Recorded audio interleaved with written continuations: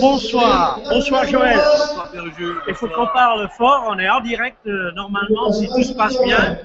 Et Jean-Louis, on te fait des bisous et on sait que tu nous regardes. Et tu vas nous dire si ça marche. Parce qu'il y a le speaker qui parle. Alors nous sommes bien au stade Abbé Deschamps. Alors on va vous le montrer, on va montrer le stade, on peut le faire, les joueurs ne sont pas là. Allez, premier essai. Voilà. Le deuxième essai. Et donc ce soir, pas de vainqueur. Alors cette première mi-temps, Auxerre est mené 1-0 contre toute attente face à Clermont. Et c'est Clermont qui fait le jeu. Alors Joël, qu'est-ce que tu as pensé de cette mi-temps? Une mi-temps d'abord décevante. Décevante quant au résultat, décevante aussi par rapport à l'engagement. On ne pense pas bien qu'on soit sur la défensive, qu'on ait peur aussi du contre. On était là pour jouer le contre, ils ne jouent pas l'attaque, on a une situation bloquée.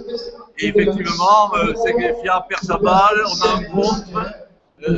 un contre, alors qu'on a quand même deux défenseurs centraux qui sont présents et qui se comprennent. Une sortie peut-être de Léon un peu prématurée, je pense.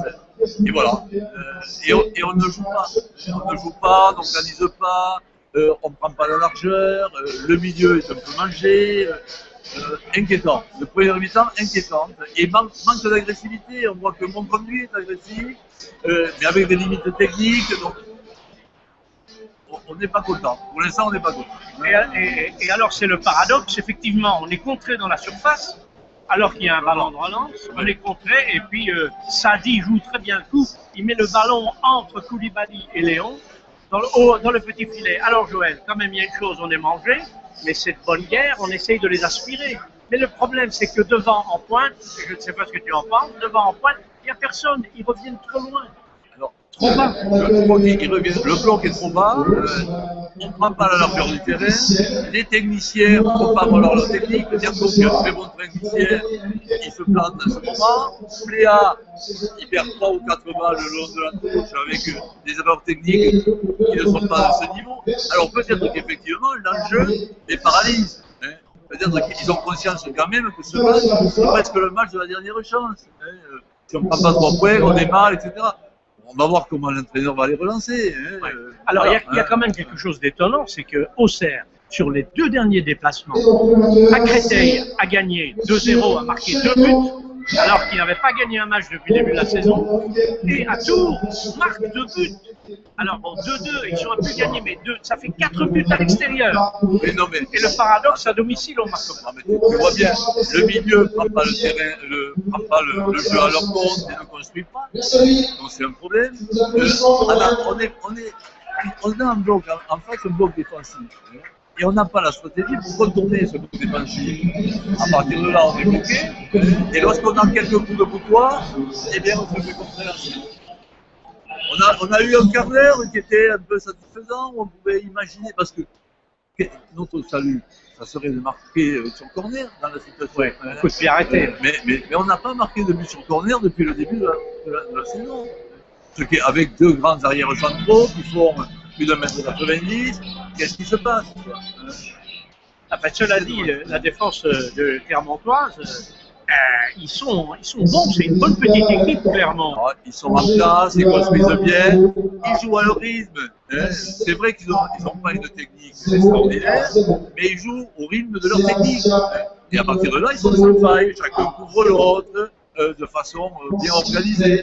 Un gardien de but qui est quand même sur les corners, il fait 2 sorties extraordinaires. Voilà. Il fait une belle claquette. Une belle claquette, il est là, devant 2 attaquants qui sont vifs. Voilà. Ce qui est décevant, Joël, c'est quand même qu'on n'a pas vraiment eu de spectacle au stade Abbé Deschamps, alors que ça devait être la fête dans les tribunes et en dehors. C'est le 150e anniversaire de la Croix-Rouge, ils sont là dehors, il y a des surprises. Comment expliquer cette espèce de faux rythme, ce faux match, et est-ce que ça peut se débloquer?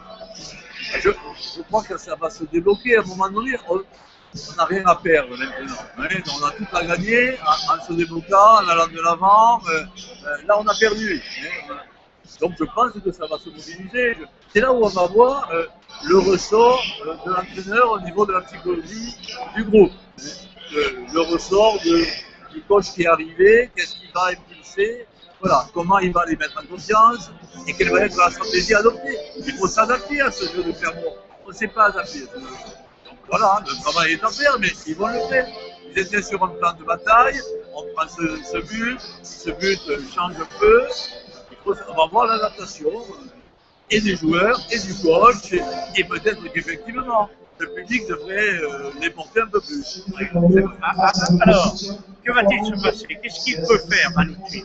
Faire jouer Auxerre plus haut, prendre davantage de jeu à son compte, ou continuer, persister dans cette tactique qui consiste à laisser venir les joueurs de Clermont, qui ne viennent pas vraiment, parce qu'ils ont marqué, mais c'est sur un compte, ils ne sont pas vraiment dangereux, ils n'ont jamais été très dangereux en dehors d'un tir à ras du poteau de Moulin en fin de première période. Mais là, il va falloir quand même produire du jeu. Je ne vais pas avoir l'autrepidance de lui dire ce qu'il faut faire et de penser à sa place. Mais qu'est-ce qu'on va voir? C'est son métier. En tout cas, il faut que ça change. Il faut effectivement prendre un peu plus de jeu en compte, élargir un peu plus. Itambala qui n'a pas pesé, mais j'ai vu que Haller n'était pas sur la feuille de match, que c'était Vialé. Vialé, il n'a jamais rien montré ici encore. Donc on n'a pas sur la feuille, on n'a pas comme remplaçant des recours extraordinaires. Samaritano s'agite beaucoup, il fait des choses, bon, ça ne marche pas. Il ne faut pas grand-chose pour repartir de là-bas. On n'a pas en face de nous, quand même, une super équipe. On a une bonne équipe, structurée, organisée. On peut les prendre en vitesse à condition de les aspirer un peu et de construire. Maintenant, est-ce qu'on a les moyens de le faire? Le milieu de terrain aujourd'hui, avec Secretia là, qui est mon point de vue, n'est pas technique. Par contre, il est physique. Mais maintenant, il faut amener la technicité. Et puis, il faut tirer au but. On n'a pas tiré au but non plus. Oui, mais on n'a pas le ballon. On ne peut pas tirer si on n'a pas le ballon. C'est vrai, on ne construit pas, les balles n'arrivent pas. Enfin, voilà. Alors, les premières mi-temps, les premières mi-temps, là, on n'est pas bon, on n'a pas vu Auxerre. Le public est un peu déçu, il a sifflé les joueurs à la rentrée au vestiaire. Pas trop. Ça fait partie du jeu. Il va falloir une réaction. On a appris que Nîmes avait match perdu sur tapis vert à Caen, le fameux match de Caen-Nîmes qui avait été arrêté avant la fin. Donc c'est une bonne chose pour Auxerre, puisque Nîmes... La bonne chose pour Auxerre, ça serait de gagner ce match. Mais pour le reste, c'est les comptes qu'on fera après. Et là, quand on entend que le budget de Clermont, c'est 9 millions d'euros, 8 millions, et le budget d'Auxerre, 17. Ça va avoir beaucoup sur le terrain. Le foot... non mais, ouais, voilà, il faut qu'il y ait plus d'enthousiasme. Et plus de combattants. Mais alors, les voilà. Lui est un combattant. Bon, Pierre, on va suivre. Je vais te laisser. D'accord, on va voir. Sur le match. Les joueurs reviennent à la fin. Juste 2 minutes. Les joueurs reviennent sur le terrain. En rose, Clermont.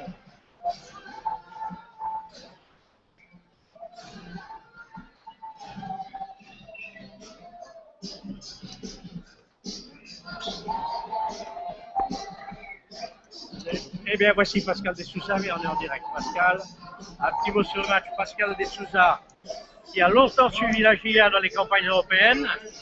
Voilà, Pascal, d'un mot, on a entendu Joël Laporte. Et d'un mot, cette mi-temps, on n'a pas vu jouer Auxerre. Non, malheureusement, on espère que ça va repartir pour la seconde mi-temps, même si c'est un petit peu désolant. Actuellement, la mi-temps, la GIA est relégable. On espère que... On est relégable, là, à la mi-temps. On est relégable parce que Laval mène. On espère que la GIA va repartir sur un rythme un petit peu plus important. Parce qu'il y a quand même le matin qui se joue ce soir. Mais on n'a pas senti les Auxerrois combatifs. Non, malheureusement, mais bon. Je pense qu'il y a dû avoir des discussions pendant la mi-temps et je pense qu'on va aller voir sur un autre visage. Ok, merci Pascal. Alors voilà, Jean-Louis, tu vas nous dire si ça a marché d'abord.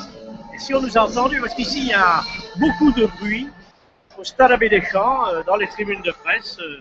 Et il y a les caméras de Bein Sport qui sont là, et les autres, c'est de l'équipe 21. Et donc, on va reprendre le cours du jeu. Deuxième mi-temps, le coup d'envoi va être donné. Amis téléspectateurs, amis internautes, on vous retrouve à la fin du match pour un direct de 2 minutes avec Joël. C'est le petit cadeau surprise. Salut à tous, salut Jean-Louis, gros bisous.